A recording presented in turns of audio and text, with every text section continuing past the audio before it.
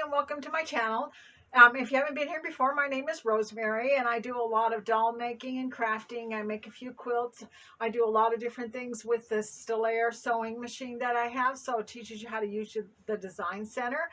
Today, as I promised, we're going to make a doll, and it may take a couple of weeks to get this doll finished, but I think it'll be a lot of fun, especially for you ladies that come to our doll sewings that we have inside the different locations that we make the dolls for charity in. If you'd like to be able to try and make a doll at home, this is the video that's going to show you how to make a doll. So let's go to the sewing machine. Let's get started.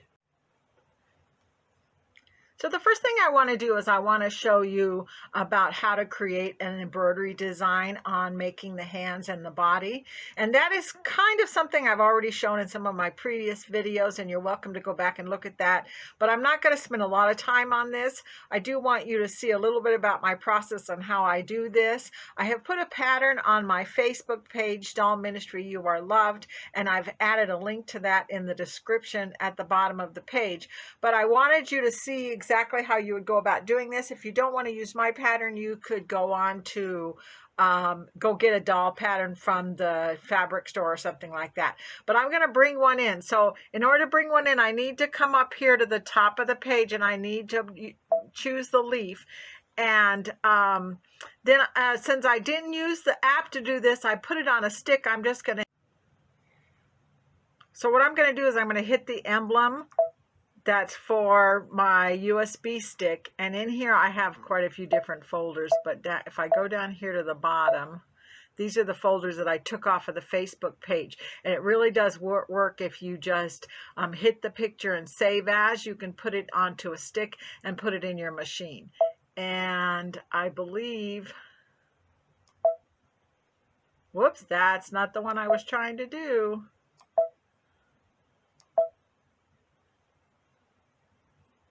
This is the one that I want to do. So I'm going to choose this one and I'm going to set it down. And it's just a background image is all it is that I'm going to use to trace out these two patterns. And if I zoom in really close, move my box over here, I can literally trace around this hand. I'm going to choose the pencil and I'm going to use this continuous one right here, because that way I can pick up my pencil and put it back down again. And I'm going to take my time as I draw around this.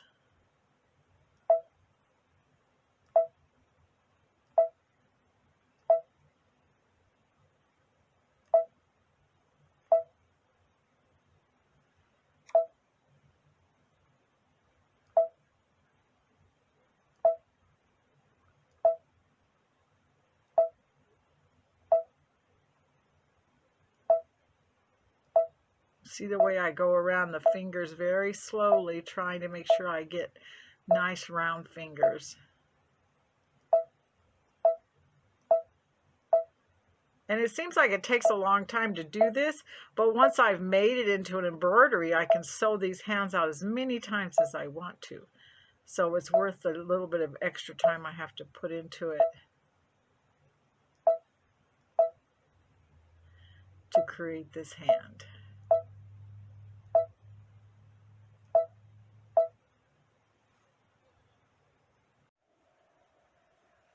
So I've gone ahead and I finished both the leg and the arm, and I'm going to hit this and make sure that I have this as a running stitch, not a satin stitch. And I don't want it to do a really reinforced stitch, just a regular running stitch.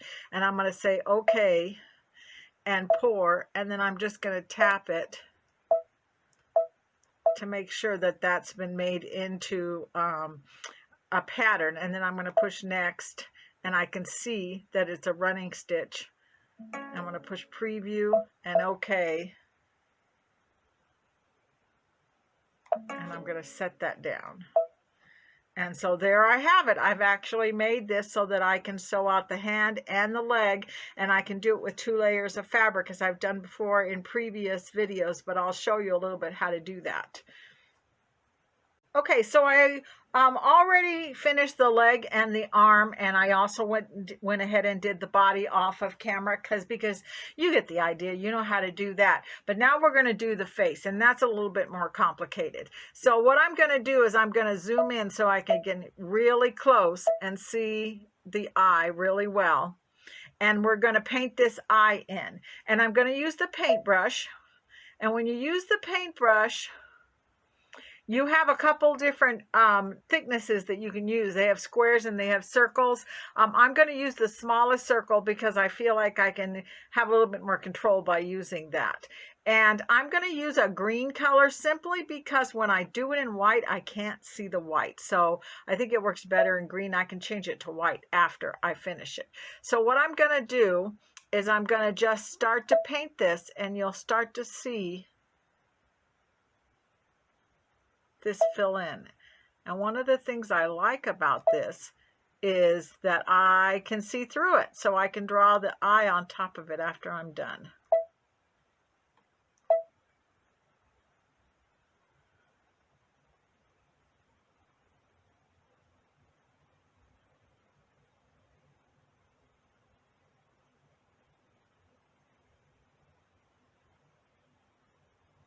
Okay, now I'm going to put the pupil in there, and in order to do that, I want to do it with color, with circles, because circles are a lot easier than trying to draw a circle myself. So I'm going to go into my shapes, and I'm going to choose a circle and say okay. And that's obviously really big. So what I'm going to do is I'm going to hit size, and I'm going to make it smaller. And even though I can't see the circle very good on the screen, I know it's there because I can see it right there, and I can move it over.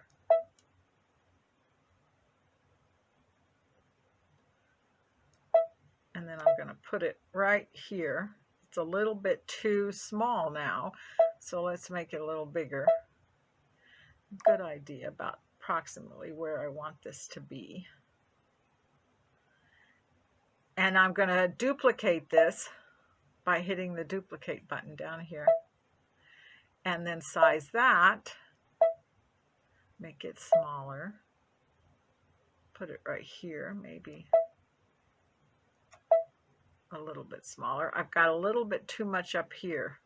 So first thing I'm going to do is I'm going to fill it with color. I'm going to say, okay, hit this. Let's go with blue eyes.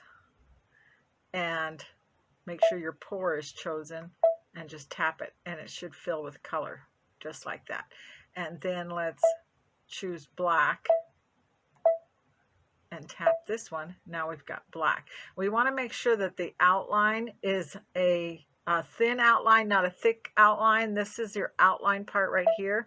So I'm going to choose this, make sure it's a running stitch, and it's in black, and it is. But just to make sure, I'm just going to tap it, and it makes that click click noise, which means it's already taken care of. Now I want to get rid of this line that's right here. So I'm going to hit the eraser and use a small eraser, and I'm just going to erase this top part. It doesn't have to be perfect because I want to paint over it. Okay, so now that I've done that, I'm going to draw the top part. So I'm going to go back into my paintbrush, make sure that I have the small one chosen again. And I'm not going to draw this all that great because I'm trying to do it around a camera, but you'll get the idea. You just want to very slowly draw. And you can go back over what you've done to clean it up if you need to. Let's make this a little thicker like that. And I'll go ahead and do her eyebrow too at the same time.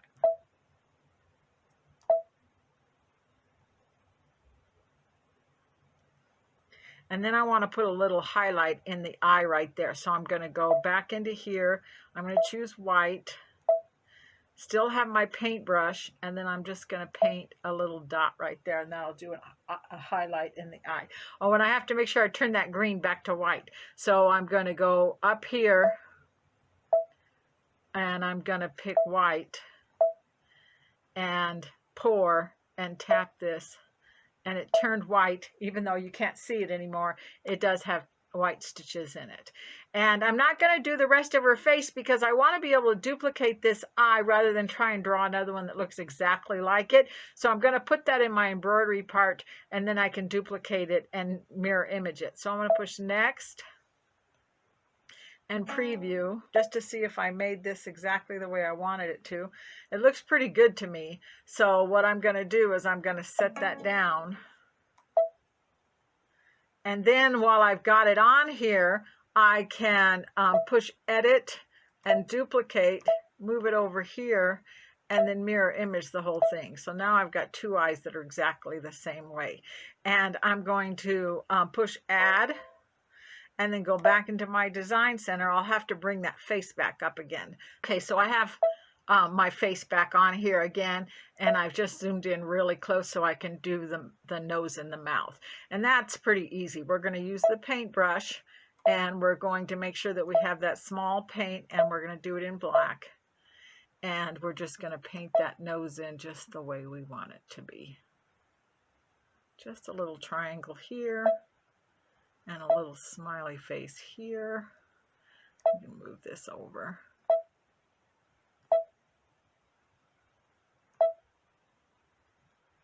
And then we're going to push next and preview. See if that came out the way we wanted it to.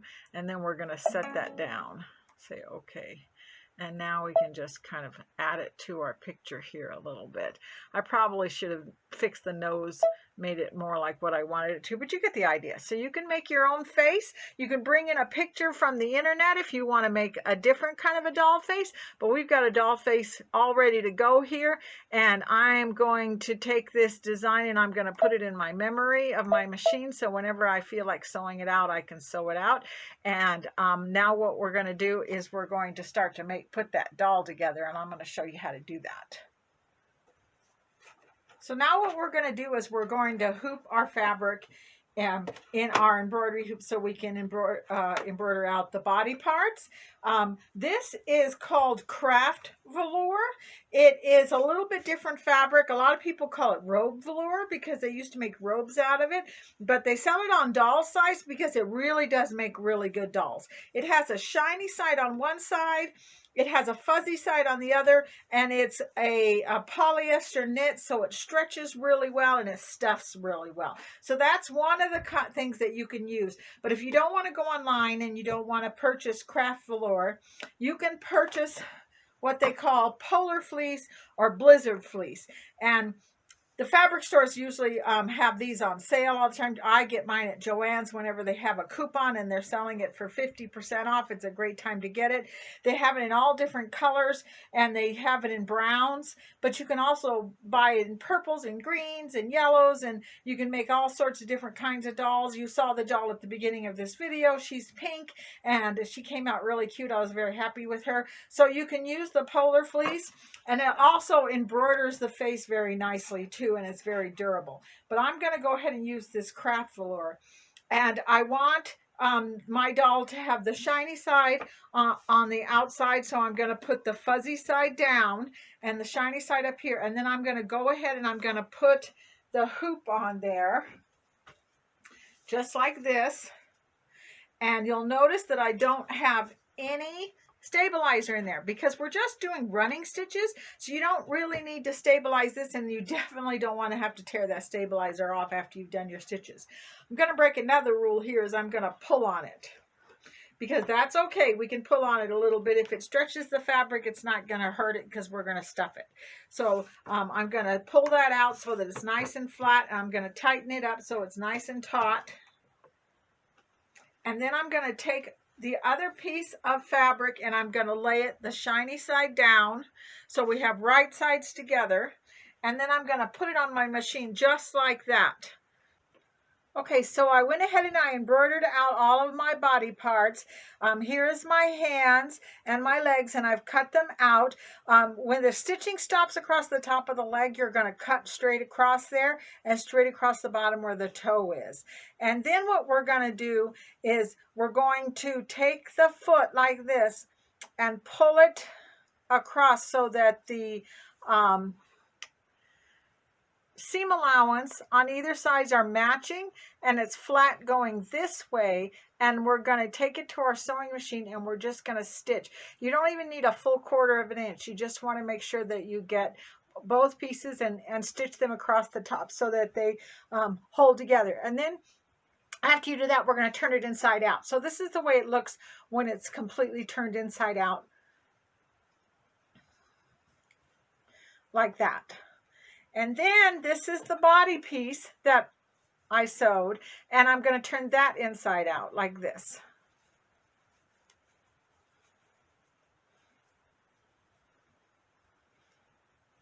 I want to move these hands out of the way.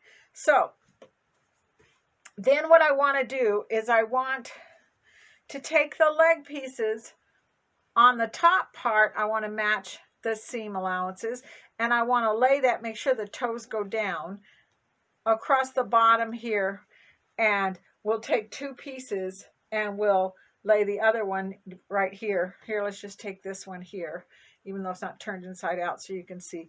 We're going to just lay them next to each other like this and stitch straight across here. So that part is finished, and then once it's sewn, we can flip them down like this, and I'll show you what that looks like finished.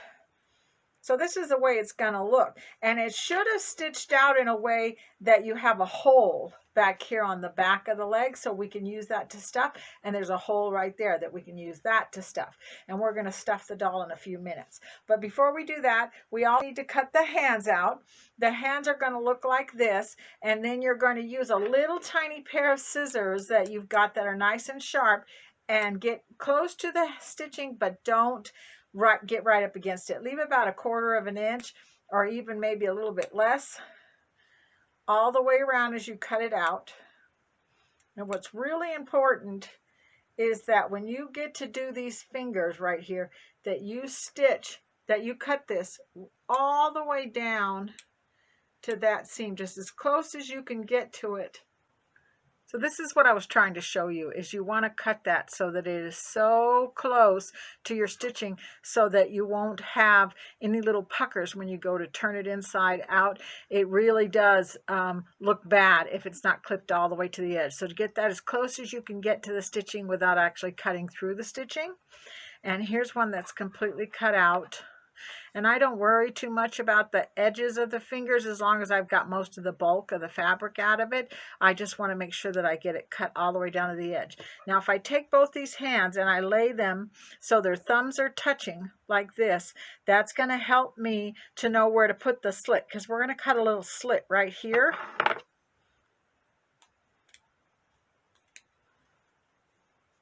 On both of these, and that way I get a left and a right hand instead of 2 lefts or 2 rights. And take my word for it, it's very easy to accidentally get 2 lefts or 2 rights. So make sure that you lay them next to each other and put the thumbs up against them.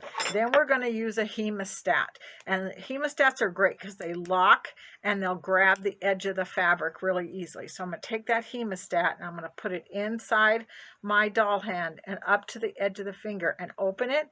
Use my thumb to push the fabric down into it and lock it. Then if I very gently put my finger and my thumb here and just kind of twist and push and twist and push, that finger will work itself in. This one's a little bit easier than some of the really fine dolls I've done in the past because it's a baby doll and their fingers are kind of short and fat. But we're going to pull it in like that. Push it in, pull it in like that.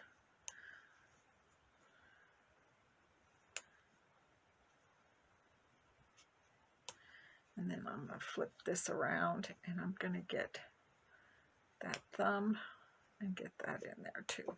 And then I can probably pretty easily turn this inside out.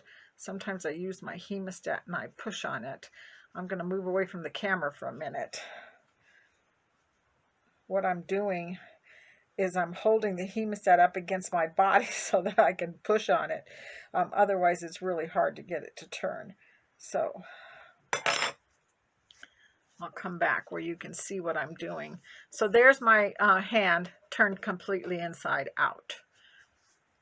Now I have another video on my channel that's called a pincushion doll, and in that I do hands, especially in the last one that says finishing the doll, and I go into detail about how to put the pipe cleaners in there and finish the hand up. I'm just going to let you go to that video and watch it so you can finish your arm up, and then after you put your pipe cleaners in and stuff it, then you can sew the hand to the doll. So then the next part is we have the face pattern, and you're going to cut your face out by laying it down and cutting out your face pattern, and then you're going to cut out 2 of the side and 2 of the back. And then you're going to take the side piece, line it up with the chin, and just kind of ease it around that curve there and stitch it like that. And then you'll take your other piece and lay it on and then stitch it around. The head is probably the hardest part to do because you have to kind of ease the pieces together. But once you've done that, you will have a piece that looks like this. And when you turn it inside out, it kind of looks curved like that. And then the back piece, you're going to sew a little bit up here and stop, and then the rest. And that's kind of what this little piece right here is telling you, to leave a hole right there. So then we're going to take that piece and we're going to put it right here on the edge, and I'm afraid this dark fabric's kind of hard to see, but you're going to line that up with the chin and ease that around and sew up the side, and then ease it around and sew up the side. And then you'll have a finished head when it's turned out inside out that looks like this. And it's easy to stuff, and it has a hole right back here in the back that we're going to put the neck in when we get ready to put it on the doll. But you want to stuff that nice and firm so that you get a nice firm head.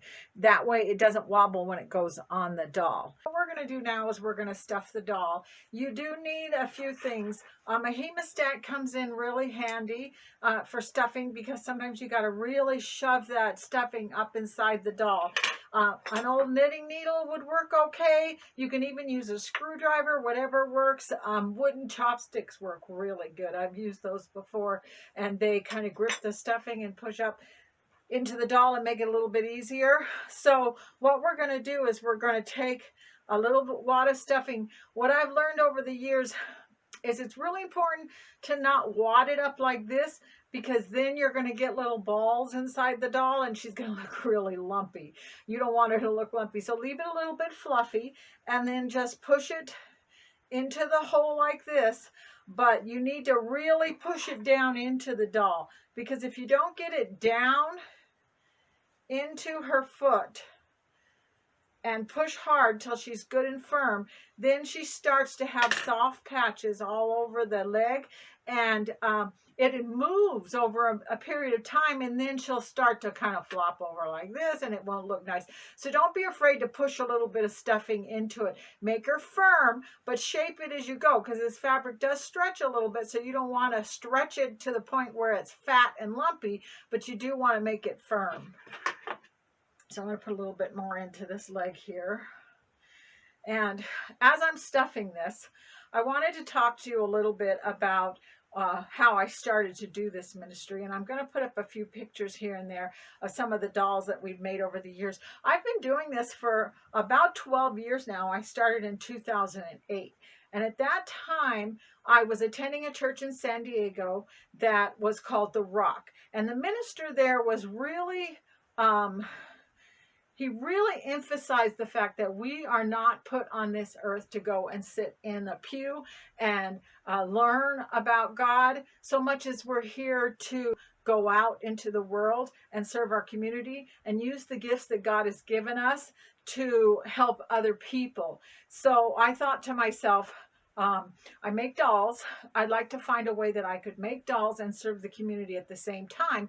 Most of the sewing ministries at that time were quilting ministries, so there wasn't really a place for me to make dolls in that way. So I just kind of started to make my dolls, refine the pattern, try and make them into more of a baby doll, not so much some of the other dolls that I was making at the time, so that they could be a help. I considered a whole lot of different things out there, like Toys for Tots and and maybe giving him to hospitals, but I still was kind of stuck and not sure exactly where I wanted them to go. And then one day I heard about a program where you could, where the police department was taking teddy bears as donations. So they could put them in the cruisers of their cars.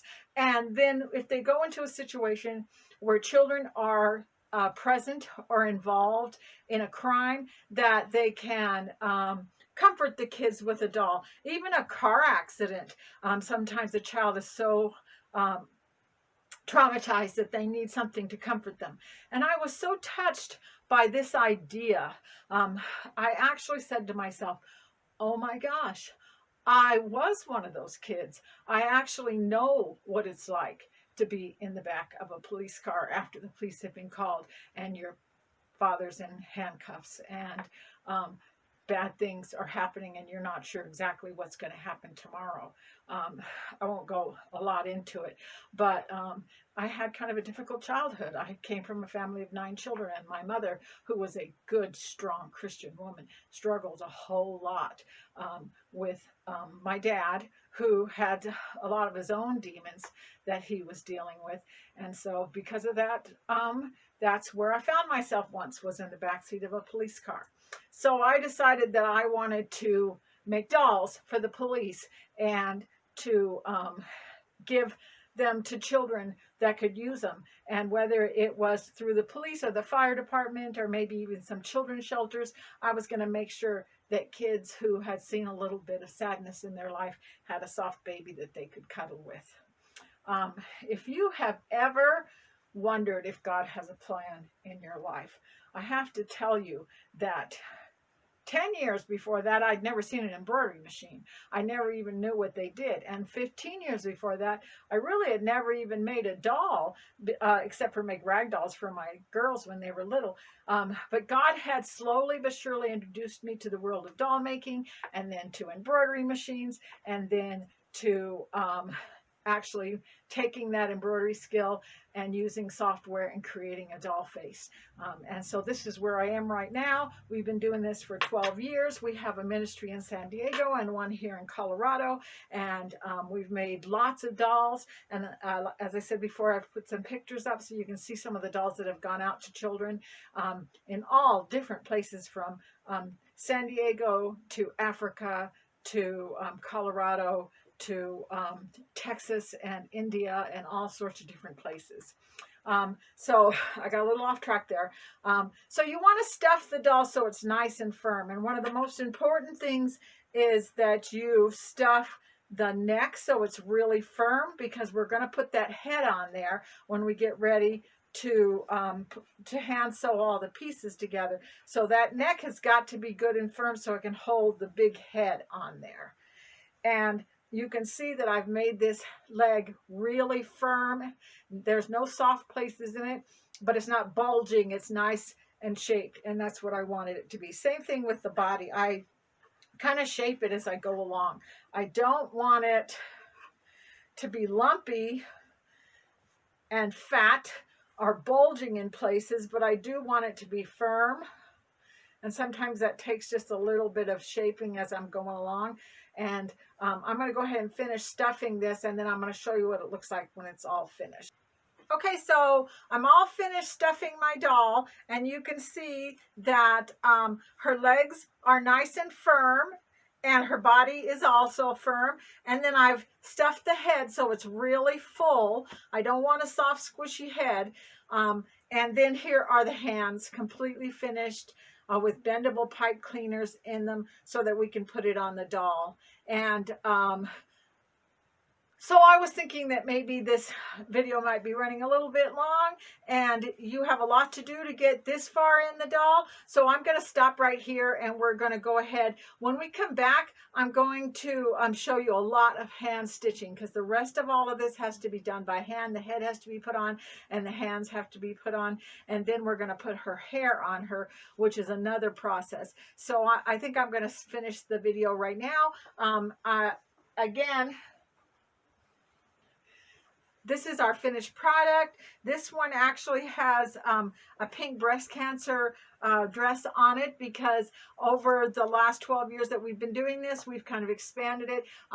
Women need a little bit of a smile once in a while too. So we're trying to give dolls to just about anybody that we think could use a little bit of comfort. But we have a whole lot of different dolls that we do. And I will show you actually how to make a little dress if you need some help doing the dress, putting the hair on. And I think I'm going to leave the shoes up to you to figure out.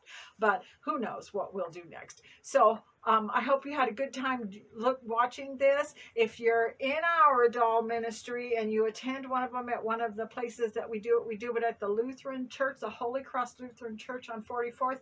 We do it at Rocky Mountain Sewing and Vacuum, and we also do it in San Diego at Sew Pro Sewing and Vacuum. So if you live around anywhere of those and you want to join in and make a doll, we would love for you to come as soon as we can start gathering again after this whole COVID crisis is over. But in the meantime, I hope you have fun making a doll, and we'll see you next week. Bye.